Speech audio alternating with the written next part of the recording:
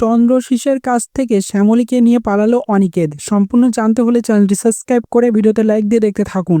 জি বাংলায় জমে উঠেছে কোন গোপনে মন ভেসেছে ধারাবাহিকের গল্প। নতুন প্রমোতে দেখা যাচ্ছে সব দূরত্ব ভুলে অনিকেত আবারও অভিমান ভুলে শ্যামলীর কাছে চলে আসে এবং তার সঙ্গে কথা বলে। সবটা বুঝতে পারে যে বিয়েটা আসলে মিথ্যা, শুধুমাত্র শুকতারা কোম্পানিকে বাঁচাতেই বিয়েটা করেছিল।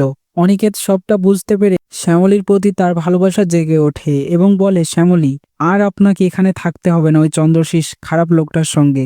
আমি এক্ষুনি আপনাকে এখান থেকে নিয়ে যাব।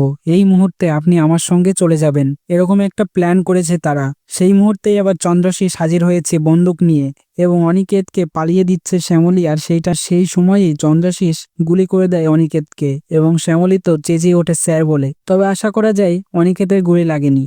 মেইন বিষয় যেটা, এবার অনিকেত শ্যামলীকে নিয়ে চলে যাবে এখান থেকে। তোমাদের সেটা দেখতে কেমন লাগবে তাও তো অবশ্যই কমেন্টসে জানিয়ে এখনই সাবস্ক্রাইব করে নাও আমাদের ইউটিউব চ্যানেল। ধন্যবাদ সবাইকে।